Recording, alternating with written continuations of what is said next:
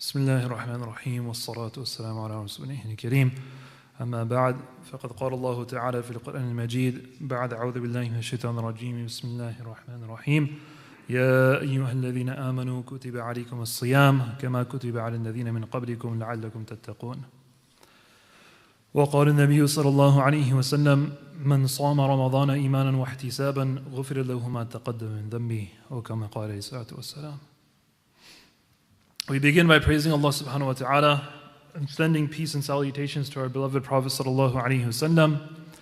Alhamdulillah, as we all know, of course, the blessed month of Ramadan is upon us.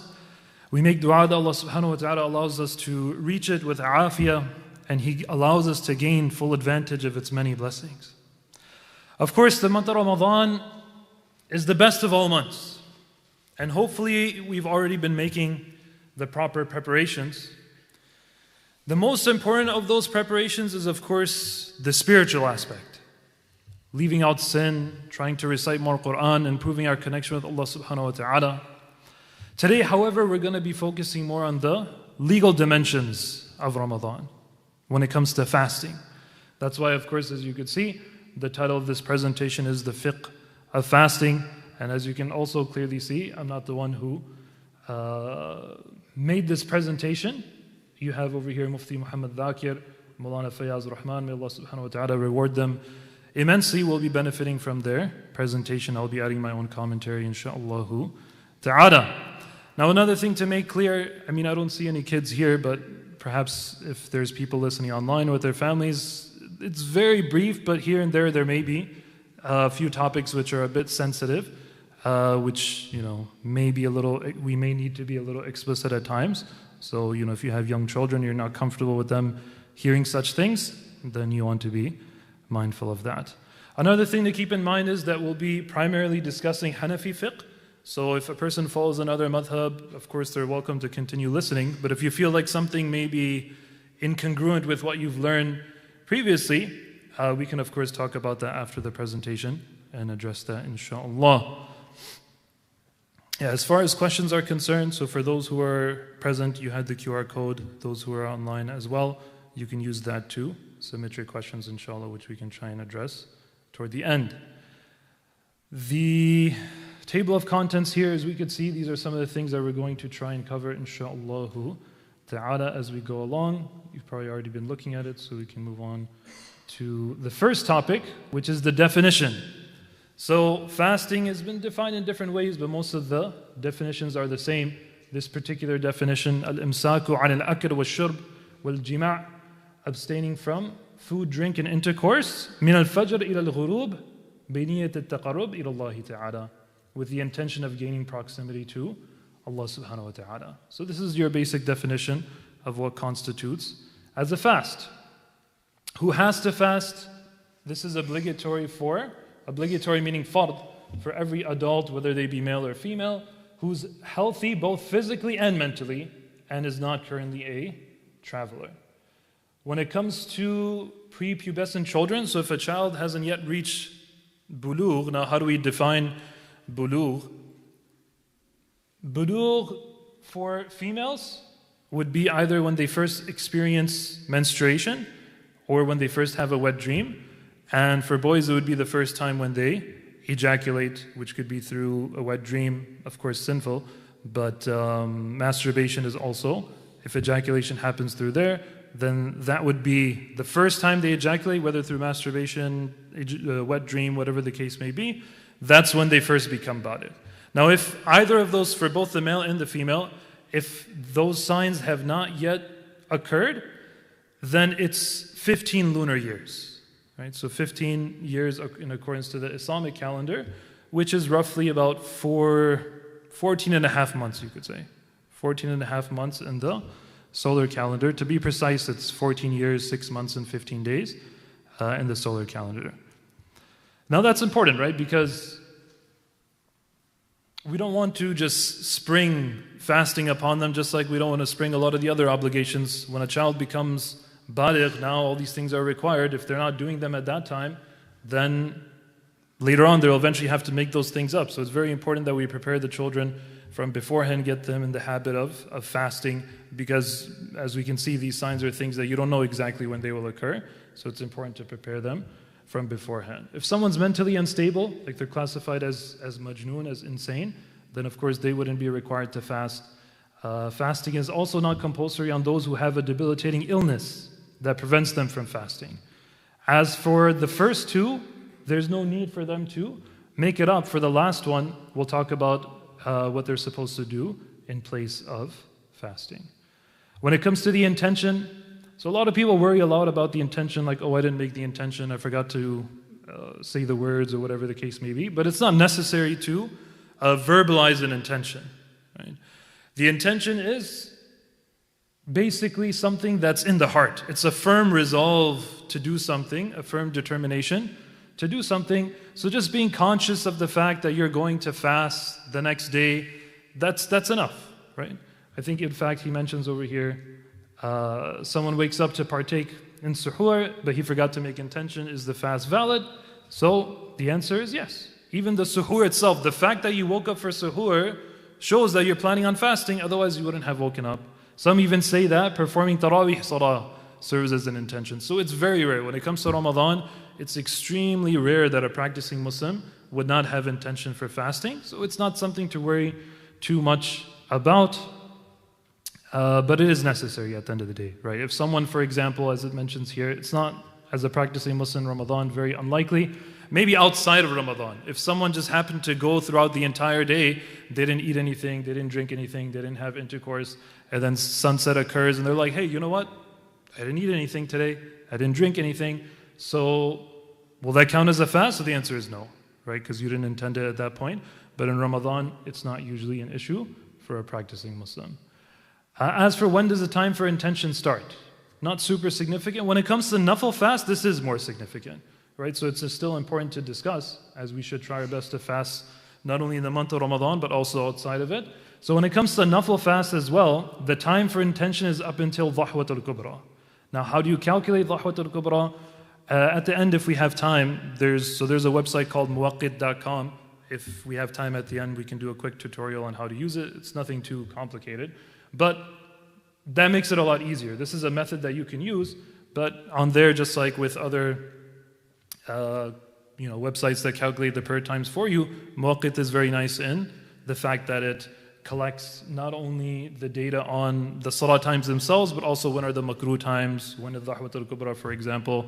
So that's good when it comes to nafil fast, because you know then, for a nafil fast, if you weren't originally planning on fasting, as long as you make your intention before Dhahwat al-Kubra. Like in this example, Dhahwat al-Kubra is 12:30 p.m. So if you haven't eaten, drank anything, you haven't had intercourse, then you could technically intend to fast even at 12:30. This works in Ramadan as well. It does not, however, work for a qadha fast. So that's important. When it comes to a qadha fast, if someone's trying to make up a fast that they broke previously, or whatever the case may be, then you need to make the intention before Subh Sadiq. Before Fajr time begins, the intention for a qadha fast needs to be made. The dispensation of waiting until Dhahwat al-Kubra does not apply to qadha fasts.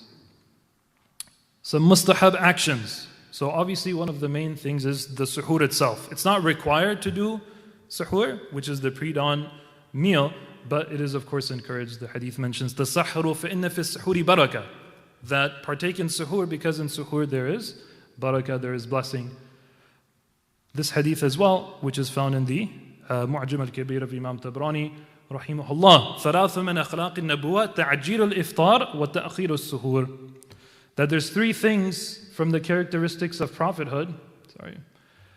Those three things are to do the iftar early, to delay in the suhoor, and to place the right hand over the left when it comes to salah. As for how much should a person delay the suhoor, this hadith over here mentions, which is found in Sahih al-Bukhari. So Zayd radiallahu ta'ala anh, he mentioned to some of the tabi'un about how we did suhoor with the Prophet sallallahu alaihi wasallam. One of them asked, "Kam kana bin al-adhan was suhoor?" What was the duration between the adhan and the suhoor of the Prophet sallallahu alaihi wasallam? So he replied, "Qadru 50 ayah." The amount of time it takes to recite 50 verses, which modern day muhaddithun have quantified as maybe around 10-15 minutes. Right, so you do want to be safe and not push it all the way to the last second, as unfortunately many people do. But instead, maybe about 10-15 minutes before dawn is ideally when you want to stop your suhoor. What the hadith is also encouraging then is that a person, some people, they have the habit of just eating a lot the night before, which is technically okay, it's better than nothing, but the sunnah is once again to wake up early. Not only then will you get the barakah of doing suhoor in the mustahab time, but also inshallah a person is more likely then to pray tahajjud salah and engage in ibadah at that blessed hour.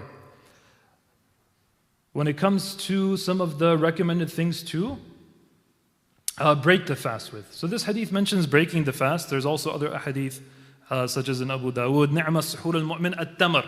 When it comes to starting the fast, then one food that the Prophet ﷺ had encouraged is tamar, which is dry dates. When it comes to breaking the fast though, the Prophet ﷺ mentioned, or it's mentioned about him, that ala rutubat, he would usually break the fast with fresh dates. If fresh dates were not available, then he would use dry dates, and if not dry dates, hasa hasawat min ma, then he would drink a few sips of water.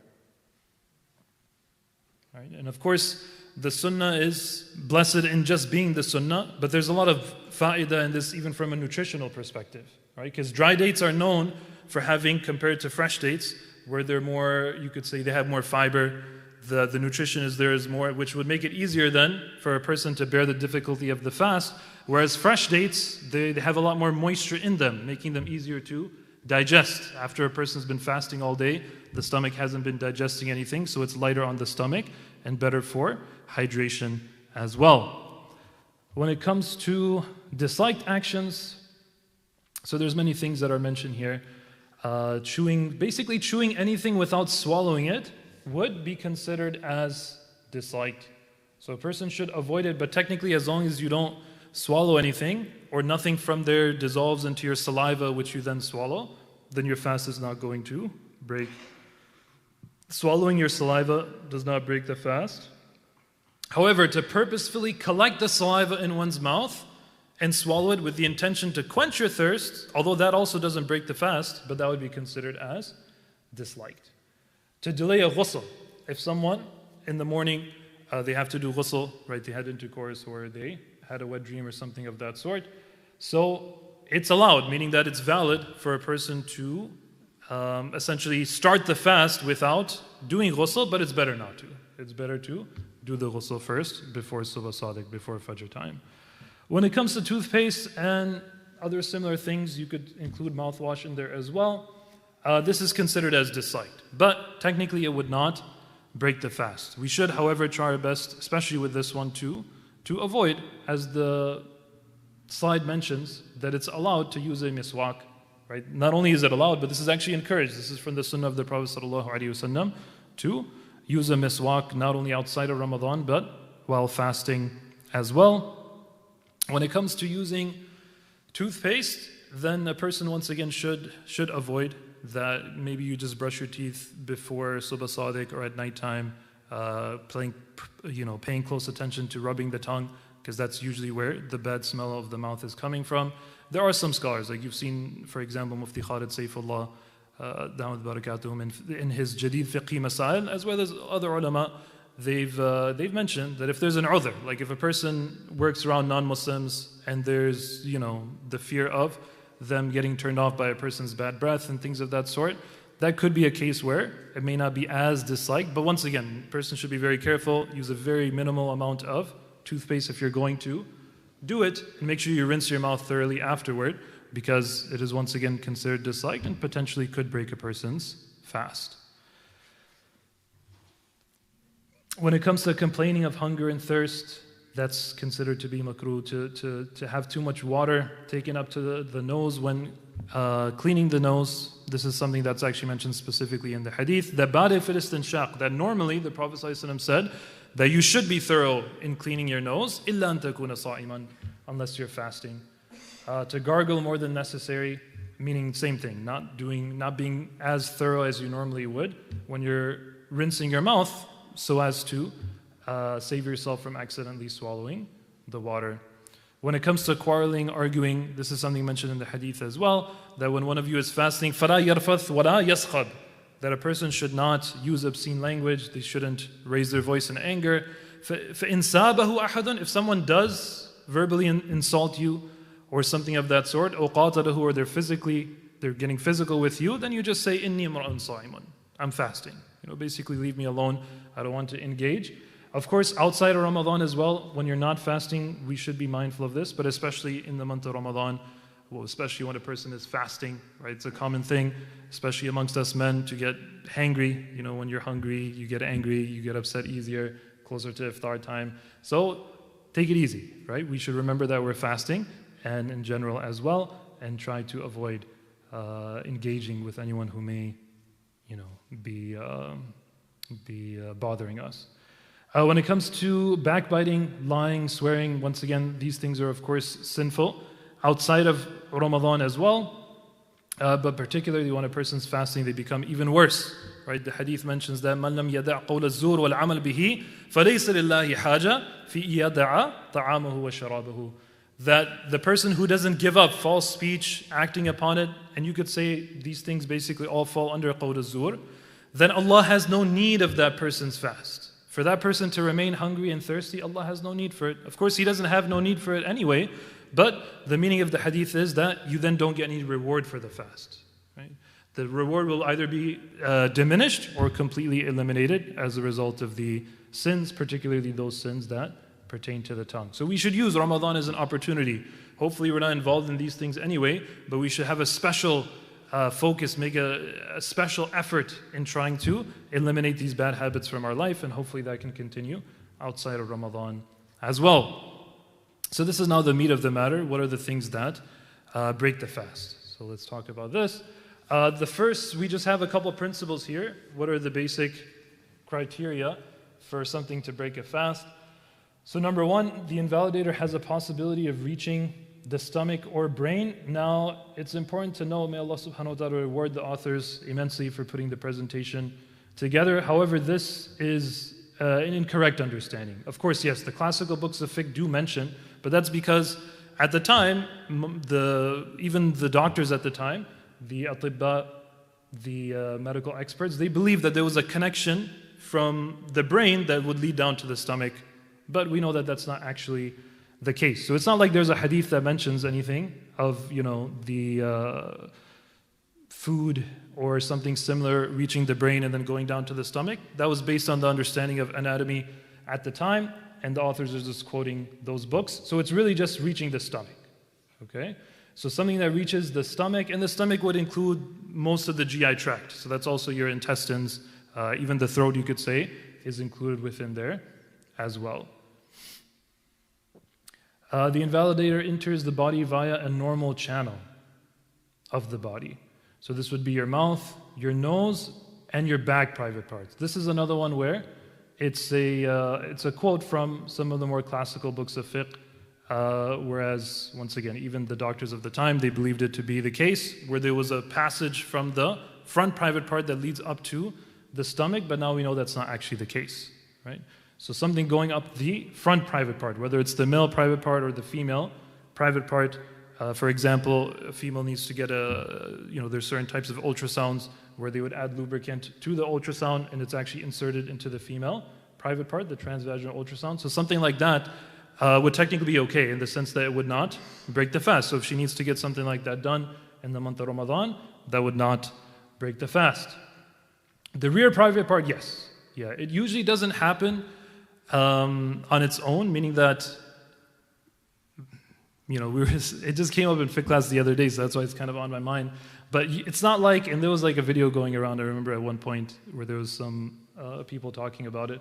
But basically, you don't need to worry about it like when you're doing istinja, for example, right? When you're cleaning yourself in the restroom, you don't really need to worry about like water going up there. This is more so when it comes to medication, like certain types of medication, as we know, suppositories, enemas, those sort of things, they could potentially break the fast.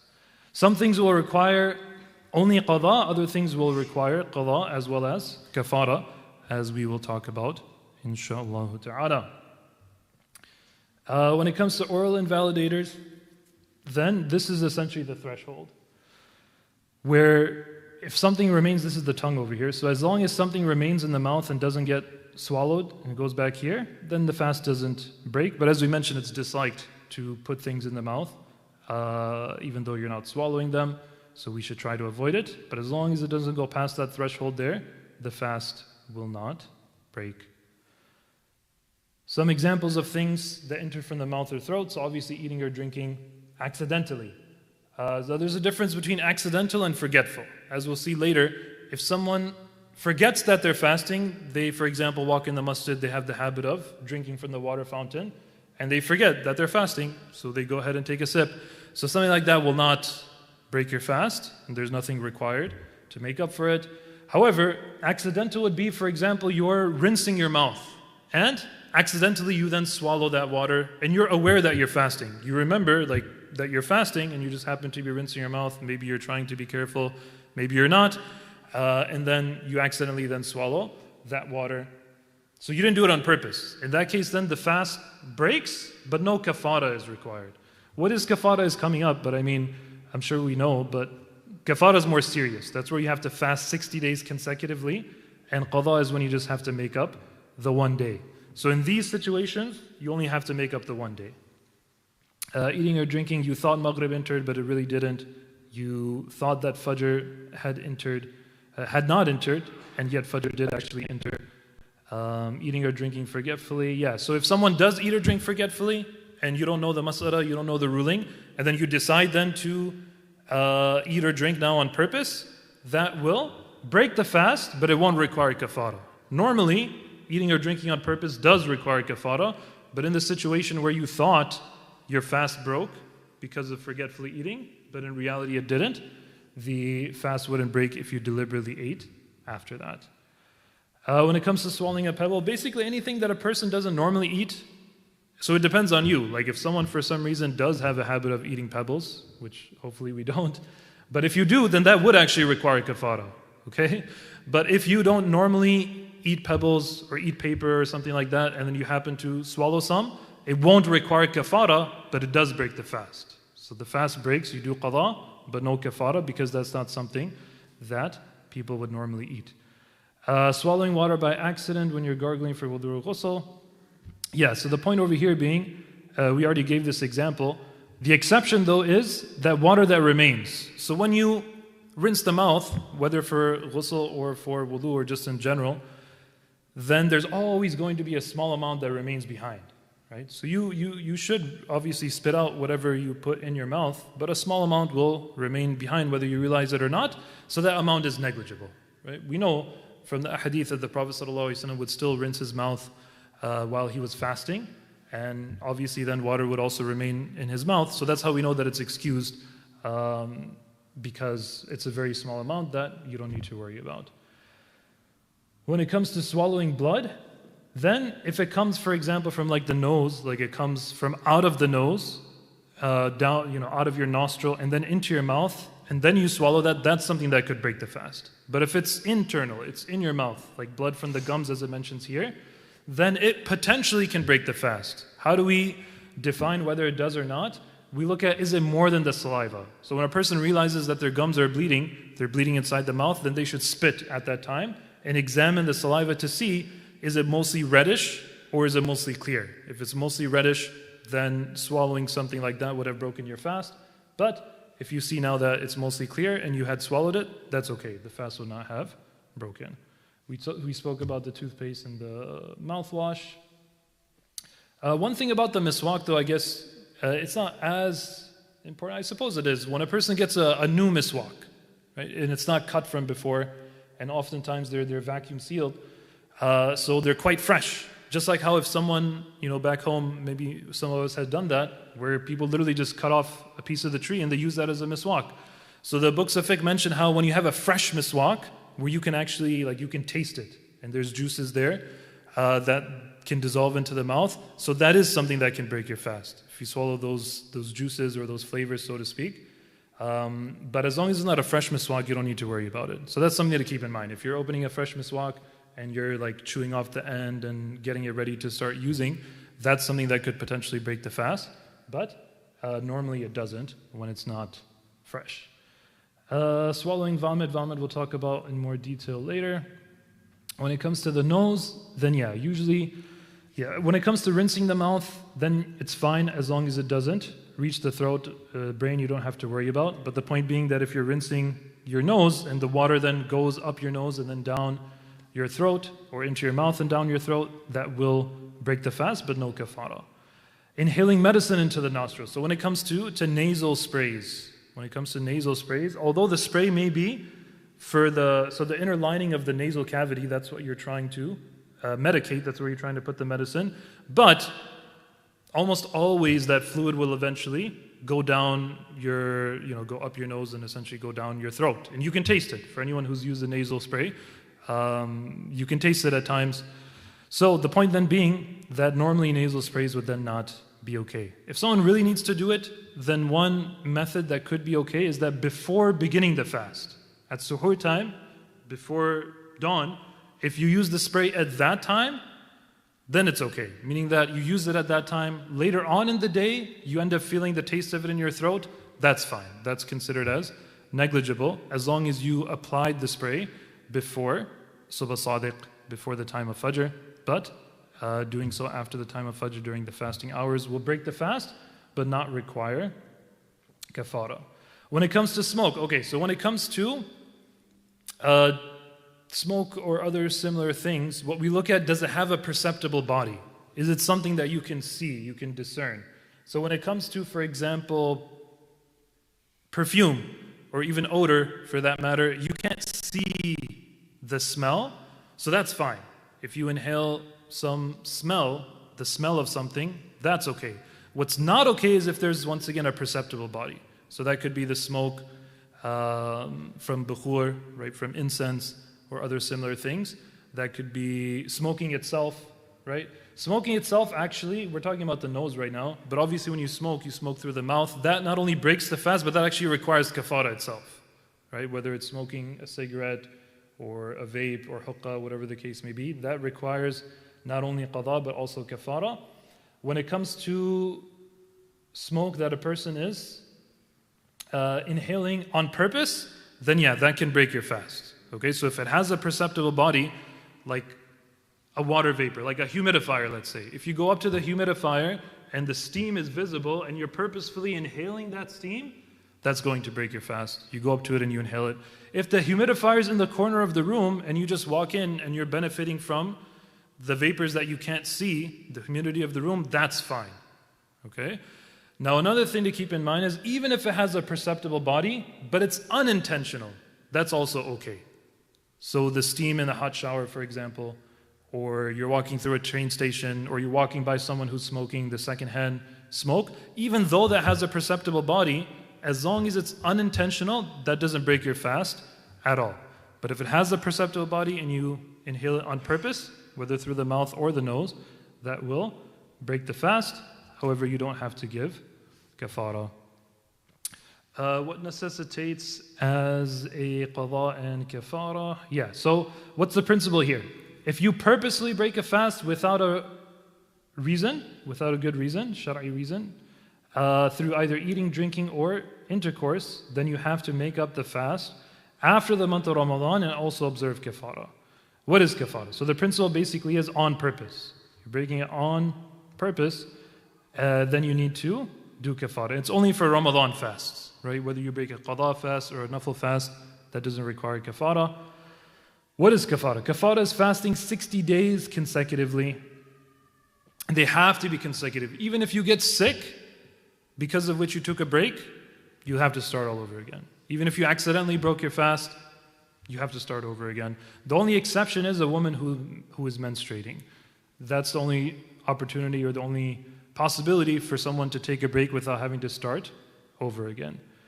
If a person is not able to fast, this is very important, that the option of feeding people, and in addition to feeding, or alternative to feeding, if you qualify, you can give sadaqat al-fitr. You can give the sadaqat al-fitr amount. Instead of giving actual meals, you can pay the sadaqat al-fitr amount to 60 people instead. But the point being that only if you're incapable. So normally this would basically be, if you can't fast in Ramadan, then yeah, that's a sign then that you can't fast 60 days consecutively. If you can fast 30 days consecutively in Ramadan, most likely then, almost always, you should be able to do kafara. So the second option is not for you. Okay? The second option is only for those who are not able to fast continuously, which most likely you can gauge that by if you're able to fast the entire month of Ramadan or not. Okay, yeah, I mean, if you do the second option whilst having the ability to do the first one, it's not going to count. You would then have to still fast the 60 days consecutively. I mean, yeah, this is more of a preference. When it comes to if you have to do kafara, do you do the qadha first or kafara first? If you do the kafara first, it counts. But it's better to do the qadha first and then the kafara. So that's important, is that it's not just the 60 days consecutive, but you also need to fast one day qadha to make up for the one that was broken. But that doesn't have to be before the kafara, but it is better to do it before the kafara. When it comes to things that don't break the fast, so eating or drinking forgetfully, as we've already spoken about. Well, I guess one thing actually about the kafara before we move on is that one kafara will suffice for multiple broken fasts, even if they're in 2 different or more Ramadans. Okay? So if someone, for example, purposefully breaks 3 fasts in 2022, then in 2024 they break 2 more fasts purposefully, they have to do 5 qadhas, but only 1 kafara. Meaning 60 days consecutive will count for all 5 of those fasts, but of course they have to do the 5 qadhas. Kafara is also only necessary if you intended to fast. This is another common question. Someone who, for example, may Allah save us, but they were just not fasting. They just told us, like, this month I'm not going to fast, or this morning I'm deciding in Ramadan that I'm not going to fast. You decided from beforehand. You never even intended to fast. Now, although that's highly sinful, you would only have to do qadha. You would only have to do qadha. Kafara is if you purposefully break the fast after having started it. If you never initiated the fast, you never even intended to fast, then if you break it, so to speak, like, you're not breaking anything, right? Because the fast wasn't there. So if you were to eat in the month of Ramadan after not intending to fast, that actually wouldn't require kafara, but it would require qadha. Forgetfully eating, we've spoken about. Swallowing one's saliva, we've spoken about. When it comes to mucus, if you sniff mucus, meaning that, if a person is sick perhaps, and they have a runny nose, so they sniff up the mucus. So if that mucus winds up in, whether it goes to your mouth first and then you swallow it, or it goes directly to your throat, that's not going to break your fast. Inhaling smoke or dust intentionally, we spoke about. Starting the fast in a state of major ritual impurity, we spoke about. Yes, when it comes to injections, blood transfusions, all of these things, they don't break the fast. So we spoke about earlier that if something goes directly into the stomach or the GI tract, those are things that would break the fast. But something that goes into your blood, even though maybe eventually, that blood goes throughout your body and might end up in your stomach or close to it at some point, that doesn't break the fast. So any form of injection, even if that's like an IV injection, even if it's an IV drip, obviously if you're doing it to gain strength in the fasting and make your fast easier, it's obviously disliked, but it doesn't break your fast. Even if it's an injection that you inject into the abdomen. Now this is important, because the books of fiqh do say that, wait, if you inject directly into the stomach, then that breaks your fast. But what it doesn't mean is the subcutaneous layer, right? There's some injections, like some shots, people who have diabetes, for example, or you're taking one of those weight loss medications, like Ozempic and those, GLP-1 medication type things, Manjaro and whatnot. So a person may choose to inject it into the abdomen, but that's not going directly into your stomach. Yes, if you were to, that's not something you would do, but have an injection that's going directly into the organ that we call the stomach, that would break your fast. But even with these injections, what you're really doing is injecting into the skin of the abdomen that's in front of the stomach, so to speak, around it. not in the stomach itself, so that also does not break the fast. When it comes to hijama, this will not break the fast. When it comes to extracting teeth, as long as you do not, so it can be, of course, difficult and pretty much rare even for a person to go through a dental procedure. It could depend on what the procedure is, but oftentimes a person going through such a procedure is going to swallow some blood, or maybe the water that they're using to clean and things of that sort, or the medicine. So ideally we would say a person should delay tooth extractions until after Ramadan, or if somehow do it outside of the fasting hours, because it's very hard to essentially go through such a thing without swallowing the blood or medicine. Of course, sometimes such procedures can't be delayed. It's a severe issue, in which case we would say you still try to fast. You try your best that you don't swallow anything, but if you do, because it wasn't intentional, you would just have to make it up. There would be no kaffarah.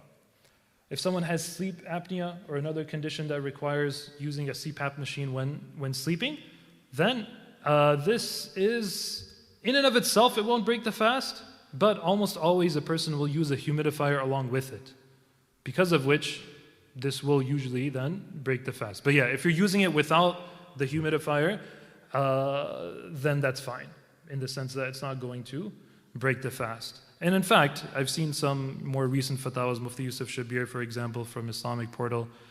He had a fatwa talking about how there's some CPAP machines that use a waterless humidification process. So something like that, at least according to him, I would want to look into it a bit further, but it seems fine. It's using a humidification process, but it's waterless. He compares it to basically similar to when a person wears a mask or something similar. That, you can check out the fatwa for the details, but the point being that if it's a waterless humidification CPAP machine, something like that could be okay. Miswak or a toothbrush we spoke about, swimming, yes. So this has to do with the ear. So when it comes to the ear, then this is another one where you might find classical books of fiqh saying that eardrops or even water getting in your ear breaks the fast. But this is not actually the case for almost everyone. The exception, though, is if your tympanic membrane, meaning the eardrum, if it's perforated, if the eardrum is ruptured, there's a hole in the eardrum, then it could. So normally, someone who puts eardrops in their ear, you won't feel the taste of it in your throat, but rarely someone may have, it's painful if you've ruptured your eardrum, so you probably know that it happened to you. But the point being then, yeah, if someone does have a ruptured eardrum, then yes, eardrops could then break your fast. But for most people, you don't need to worry about water or medicine going into your ear. Of course, if you're swimming, then you need to be careful not to swallow the water, but as long as you keep that in mind, then you should be fine. When it comes to tasting food, that's something that as well, as long as you don't swallow it and you rinse your mouth afterward, then that's not going to break the fast. Normally, though, it's disliked. It would be normally disliked to taste food while fasting, but as long as you don't swallow it, then the fast doesn't break. Nicotine patches, likewise other hormonal patches or similar things. Hopefully, inshallah, none of us smoke, but if we do, then that's something that could be as an alternative. Ideally, a person should use the opportunity of Ramadan to hopefully quit smoking, as many people have done, but that's one thing that would be okay, because you're not, once again, swallowing anything, nothing's going directly into the stomach.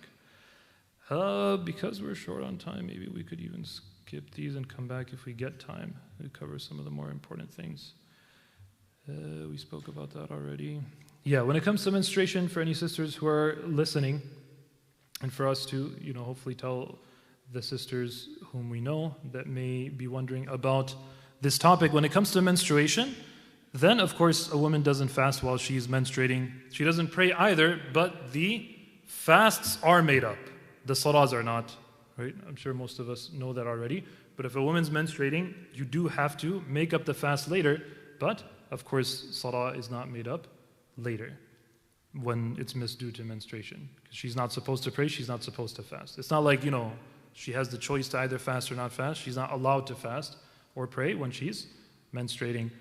One may experience the following 3 situations in the month of Ramadan. So yeah, let's say that it's the end of Sha'ban and a woman is menstruating. So Ramadan begins while she's in the state of menstruation. So in that case then, she is allowed to eat, right? Because we'll see there's one situation where she's not supposed to eat, but in this situation, she is allowed to eat.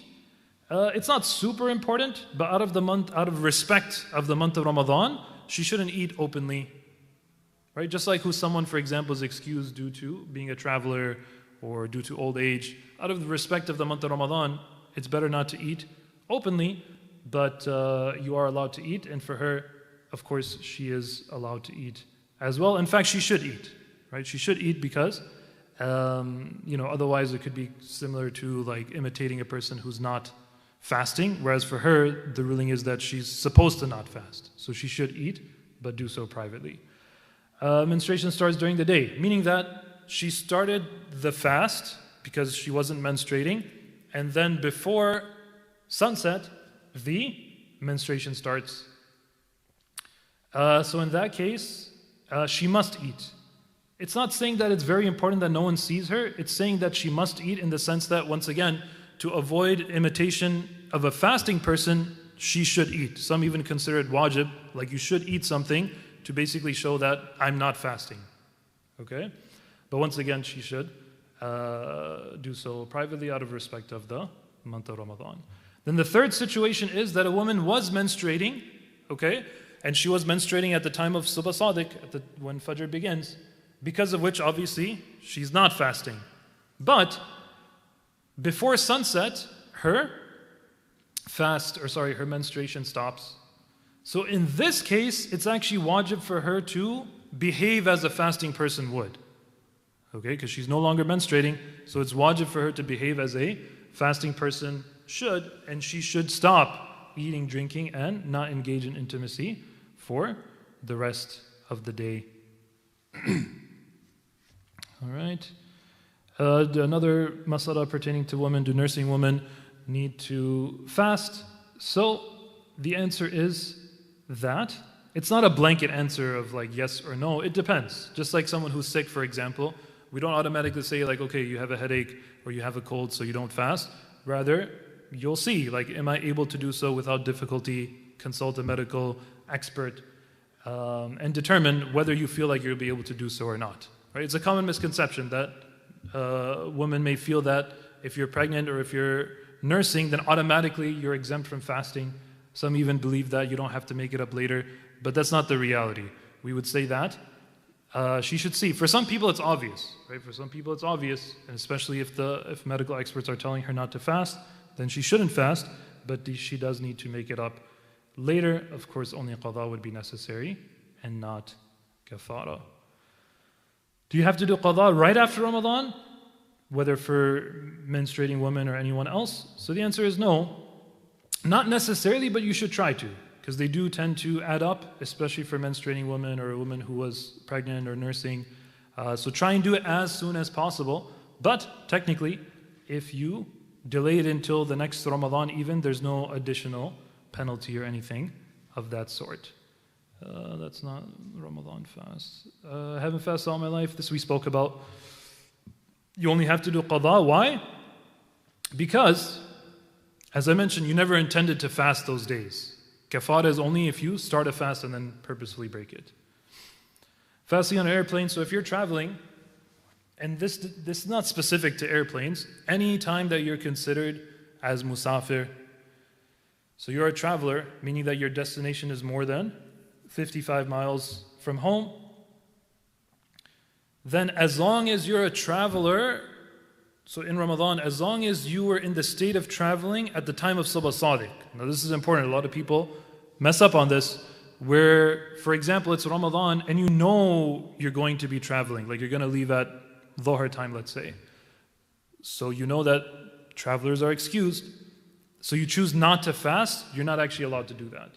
You can't choose not to fast because you're going to travel later in the day. You have to be in the state of safar. You have to be a musafir. You have to be a traveler at the time when Fajr starts in order for you to practice upon this dispensation. In order for you to choose not to fast, you have to be a traveler at the time of Fajr. Okay, and you're allowed to fast. It's not like you're not allowed to fast. It's actually highly rewarding to do so, especially in the month of Ramadan. So you can fast and you should, but you can choose not to. Of course, if there's difficulty entailed, then that's fine, right? If there's difficulty entailed such that you may be even confused about what time I'm supposed to break and what time I'm supposed to begin, and it's just going to be a very long fast or other things of that sort, then that's fine. In fact, in that case, it might be better not to fast. But in general, we would say that it's better to fast, but you don't have to. How do you calculate the times? Maybe along with muwaqid.com, we could do a quick tutorial on this. There's a website, it's called Halal Trip, right? In case we don't get time, you can check it out on your own. Halal Trip, so halal and then TRAIP.com. So there's a section in there, you'll see, it says in-flight prayer. So if you just click on that, that can help you figure it out. I mean, he mentions some different things here, but that might even be better. You put in your departure time and where you're leaving from, you put in your arrival time and where you're arriving. It is an estimate at the end of the day, so, maybe like consider a 10-15 minute margin of error, but that is something that is quite useful. The ruling is not that you go based on the Fajr and Maghrib of where you took off from or where you're going to land. The ruling is wherever you are at that time. If the sun is setting at that time, then the fast is ending. If dawn is occurring at that time, wherever you physically are in the plane, then that's when the fast begins. When it comes to people who are exempt, so we spoke about the traveler, someone who's ill, then they're also exempt. As the Quran says, فَمَنْ كَانَ مِنْكُمْ مَرِيضًا أَوْ عَلَى سَفَرٍ فَعِدَّةٌ مِنْ أَيَّامٍ أُخَرٍ. If those who amongst you are sick or traveling, عِدَّةٌ مِنْ أَيَّامٍ أُخَرٍ means that you make them up in other days. Outside of Ramadan is when you make up those days. So what if though someone is sick with a chronic illness, something that there's no hope of recovery? So that person, like it says here, long-term illness, they'll give fidya instead. Okay? Now, what is the condition? It has to be such an illness that they know they won't be able to make up fasts at some point in the future. So someone has a disease because of which there's not really hope of recovery, and even in the shorter days, even in the shortest days of the year, they know they won't be able to make up those fasts. So for them, they're allowed to pay fidya, which is the amount equivalent to sadaqatul fitr. One sadaqatul fitr amount for each fast that they weren't able to do. That's the amount that you would pay. And once again, this is for someone who has a long-term illness. If, for example, someone did it anyway, meaning that they were sick and then they gave the fidya, but then they get better, such that now they are physically able to fast, those fidyas will not have counted. They'll just be considered nafil sadaqah, but you will have to physically fast now because you have the ability to fast, and the fidyas that you gave earlier would not have counted. So it's mainly for those who know that they're not going to get better. These are things that it can also be paid from a person's inheritance, like someone who, for example, is on their deathbed and it's Ramadan.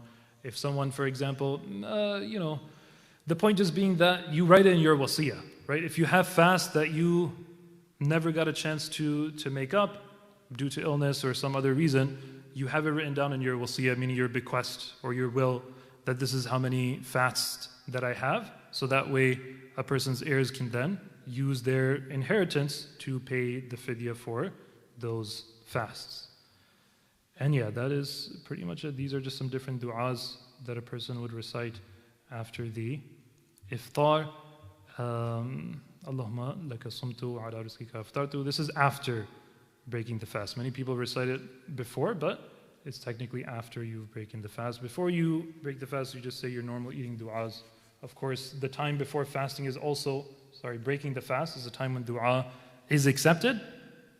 So you use that time to make du'a. But as far as the masnoon du'a, it's really just the bismillah, and then once you've broken, once you've ended the fast, that is when you recite this du'a. There's other du'as as well. that I had sent. Inshallah, I can send it out if we're not able to display it. But you know, this is just one of the different du'as that could be recited. Yes.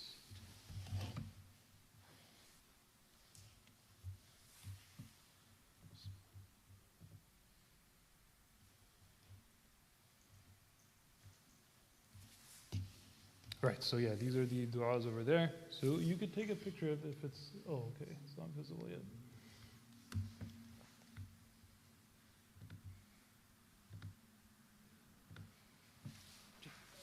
Yeah, there you go. So hopefully, inshallah, it's clear enough where we can see it. But, you know, just saying that there's different du'as you can recite after a person has broken their fast. You can take a picture of it or a screenshot if you're watching at home, and it's good. Basically have this open when you are on your phone or something like that in front of you, or you print it out. Then after you break your fast, you can recite all of these different du'as that are found in the ahadith. Inshallah, it'll be a great means of reward. And then, can we pull up the website, inshallah? As for questions, so let's see, on the Slido, do we need to end suhoor at the time of Fajr in the prayer timetable? Is it 20 minutes before Fajr? I mean, we spoke about this. The sunnah is around 15 minutes before Subh Sadiq, the time of Fajr.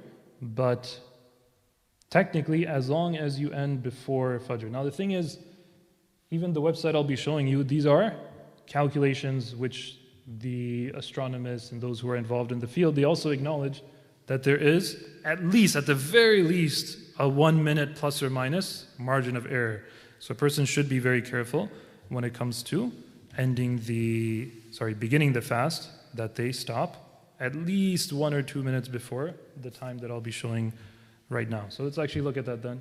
So this is the website over here. Let me see if I can.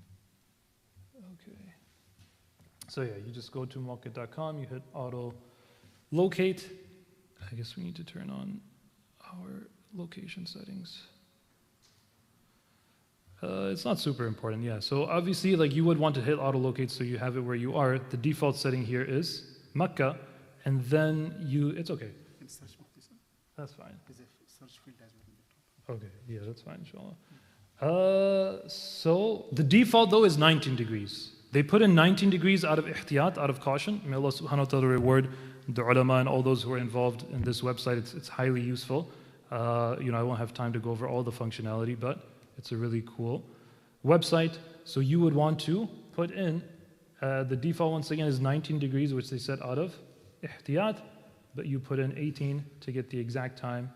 And for your Isha as well, that's something that you would want to change. Over here at Darussalam, we follow the 15 degrees for Isha, 18 degrees for Fajr. Then you hit calculate, and then it'll give you all of the stuff that we were talking about earlier. Yeah, so the exact time for Fajr, it'll tell you right down to the second. But once again, there's at least a 1 or 2 minute margin of error, so keep that in mind.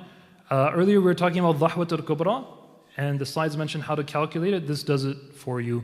So this is the time where, more pertinent to nafil fasting, you have up until this time to make the intention for a nafil fast, as well as a Ramadan fast. So once again, as a practicing Muslim, you usually won't need to worry about that, because you'll be aware of the fact that you're fasting. And since it's already on here, another thing that many people may not be aware of is that although Maghrib begins at, let's see, this is Makkah, it's not over here, but at 4, where did it go? Yeah, so at 6:14, but Asr becomes makruh, and that's makruh tahrimi, meaning it's impermissible to delay it until 5:50. So this, depending on where you are in the world and the time of the year, this is the makruh time. And when we say makruh, we mean makruh tahrimi. So a person should be mindful of making sure they pray their Asr. I guess in Ramadan it's even more relevant, because you might decide to take a nap or something after Dhuhr, and your Asr might get delayed, so make sure you don't pray it after the Karaha time. Let's see what else. Ishtibak al-Nujum is also relevant to fasting in Ramadan. This is the time in which the breaking of the fast becomes disliked. right? So I'm sure we're all aware that you're supposed to break your fast soon after you're sure that the sun has set.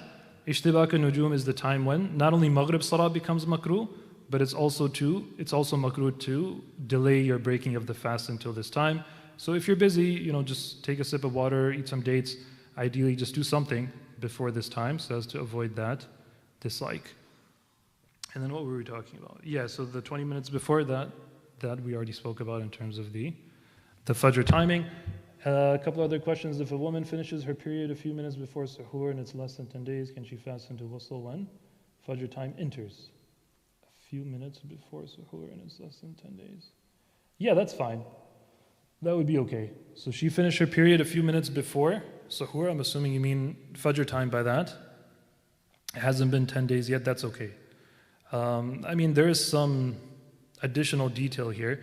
Basically, when it comes to, it's not so much the 10 days as it is her ada. So I'm assuming this is a female asking. So she's probably aware that every woman has an ada. So when it comes to finishing the period before the ada is done, then not only is it allowed to fast and pray, but she should, out of ihtiyat. When it comes to having relations, when it comes to engaging in intimacy, if she finishes before her ada, she should hold off on relations now until the ada is over.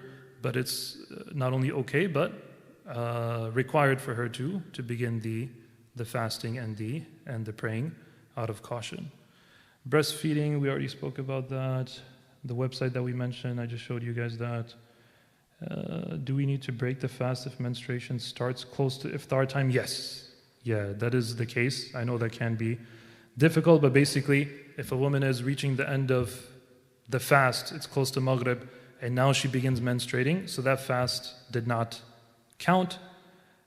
She will have to make up that fast later, and she should ideally try to eat before iftar time so as not to imitate a fasting person. Okay, excellent question. Yeah, I meant to mention this, but I forgot. Does masturbation require kafara or just qadha? So once again, masturbation, highly sinful. Unfortunately, it's very common nowadays for people to be engaged in watching pornography and things of that sort. May Allah subhanahu wa ta'ala protect our youth and older people, the men, women, everyone from this heinous sin. But masturbation in and of itself doesn't break the fast unless, of course, a person ejaculates. So if a person masturbates without ejaculating, once again, of course, sinful, but does not break the fast. Masturbating to the point of ejaculation breaks the fast, but only requires qadha, not kafara. Right? This is a common misconception. Like when someone asks me questions about kafara, then unfortunately one of the first things I have to ask them, although I don't always feel comfortable doing so, is like, why do you think you need to do kafara? Because oftentimes people think that they need to when they don't. We gave the example of someone who was just not fasting, never intended it, so you don't have to do kafara for that. Qadha, same thing with masturbation, where you only have to do qadha, not kafara, but of course, highly sinful. Does listening to music break a fast? Does it require kafara? No. Listening to music is not permissible. Similar to other sins, it'll lessen the reward of the fast, but it does not break the fast, nor does it require kafara. Any questions from those who are present here? Anyone want to ask anything?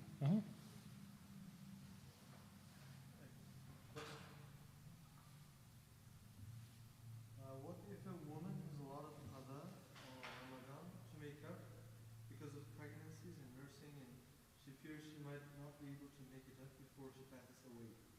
Will she give fidya and keep trying to fast as much as possible? That's an excellent question. And I believe we've already addressed it, but I'll just reiterate that she should try her best to make up those fasts, but at the same time she should have it written in a wasiyah, like have a document where it's written where someone would have access to it that has a record of how many fasts are left. So if she does, he or she for that matter, passes away before they're done making up the fasts, then the fidya can be given from their inheritance. Not only can, but it should be given from their inheritance. No? You said the fasting is compulsory by the age of 15 or sooner. Yes. If we don't remember if we fasted back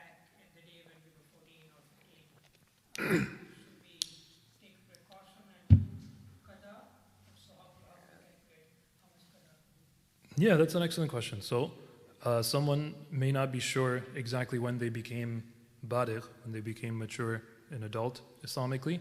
So, what do? So they try their best. They try their best to estimate when it was, and overestimating a little bit would be safer. Those fasts that they end up doing extra, they'll count as nafil, inshallah. But a person should just try their best to estimate that and then keep a record of it and work on those fasts. Uh-huh. So the eating or drinking forgetfully doesn't break the fast. Right. What about gargling, forgetting you were fasting? Like, if you're fasting, you will be cautious, like not to gargle. Mm-hmm. You forgot you were fasting and you gargle. Yeah, that's fine then. If you forgot you were fasting and you end up being more thorough in your gargling than you were supposed to, as long as you forgot you were fasting, it didn't break the fast. But if you remembered when you swallowed the water, it would break the fast, but no kafara, only qada. Huh? How you discourage the parents not to encourage the children to start fasting because now it is prevailing in the society just to encourage the children to start fasting before the reaching the right time of puberty or blooming. So what the authorities do force? Because it's been prevailing in the society. Every child is he's fasting, That's a good question, yeah. Right. So when it comes to a child who's not yet baligh and fasting, so it's okay. It's not like it's impermissible for them to fast. In fact, we should encourage them to at least start getting used to it. But to mandate it on them, to force them, to tell them you have to fast, that would probably be going too far. But we should start to build that excitement within them from a young age. Some people do what's called like half fasts and things of that sort, where you say like, okay, like, you're going to try and fast today, do what mama and baba do, but you can do your iftar early, or just do not a water fast, I guess the opposite of that, like a food fast. Like you can drink water, but just don't eat anything, and maybe make the iftar earlier. So it's actually good to try and get them into the habit of fasting, but to think that it's required and to once again mandate it and force it, that's right, that would be incorrect. So you're right, we have to have that balance where people would need to then be made aware that you don't need to enforce it upon your kids, especially if they're very young. But when they are getting closer to bulugh, then we should start encouraging it and trying to get them used to it. Mm-hmm. we stop eating and drinking 15 minutes before Fajr with the intent of fasting, but then we realize 5 minutes before Fajr that we have to take a medicine. Is it okay to take it at that point? Or 5 minutes before, yeah, that's okay. Yeah, 5 minutes before would be fine, especially because it's a medicine scenario. That's kind of where like even this having the second timer there, because when it comes to things of necessity, like medicine or something like that, this is where something like muwakkid.com might become useful, where it tells you right down to the second, and you could take that into consideration for a more extreme scenario like that, if it's a very important medicine, as long as you do it before the time that's listed on there. Anything else? Okay, Jazakullahu Khairan for attending. Subhanallah wa bihamdihi, subhanakallah wa bihamdik. Ashhadu an la ilaha illa anta astaghfiruka wa atubu ilayk. Subhana rabbika rabbil izzati amma yasifun wa salamun alal mursalin walhamdulillahi rabbil alamin. Jazakumullahu khairan.